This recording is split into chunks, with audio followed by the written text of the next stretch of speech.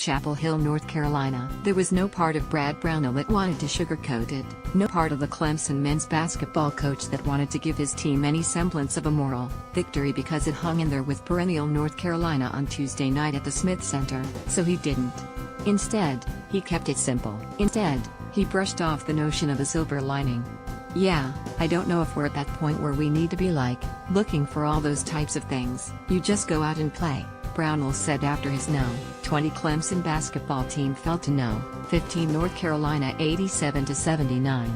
We've won enough games this season that we know we're a good team and we have to play really well to beat a team like North Carolina at North Carolina. That's just the way it is. At the onset, we didn't do anything to set a tone like we were a really good team coming in here to win. We just played the game, and that's disappointing.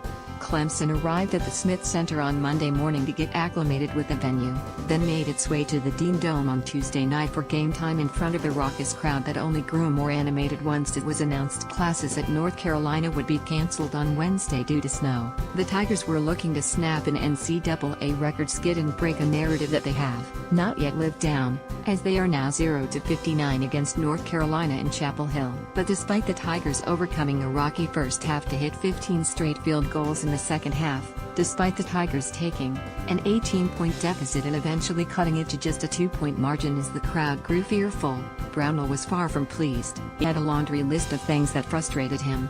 It's a little disappointing the way our guys played tonight. I don't think we played very well. Just started the game very poorly with turnovers, some careless ones, and then couldn't make free throws, couldn't make a shot, Brownell said. I thought we were a little down and just kind of pouted a little bit based on our poor offense and never really defended like a team that's a good team. They just made us pay all night.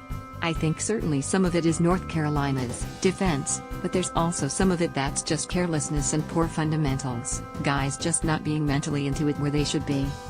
Turnovers have been at the top of Brownell's frustrations through the duration of the season, and Tuesday night was no exception when the Tigers had 15 of the net parlayed into 13 UNC points. It's the one area, Brownell said, that the 2017-18 Clemson basketball team is not better with than the 2016-17 team was.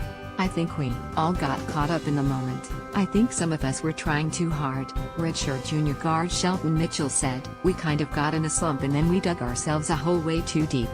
For the night, Clemson shot 48.2% from the field to North Carolina's 51%, but the Tigers shot just 32% in the first half and looked overwhelmed by the environment at times. Moving forward, the Tigers and Tar Heels match up again in less than 2 weeks. This time at Clemson, where Brownell hopes the cleanliness improves. But for as frustrated as he was, UNC coach Roy Williams was impressed. This Clemson team is proving it can hang with some of the nation's best.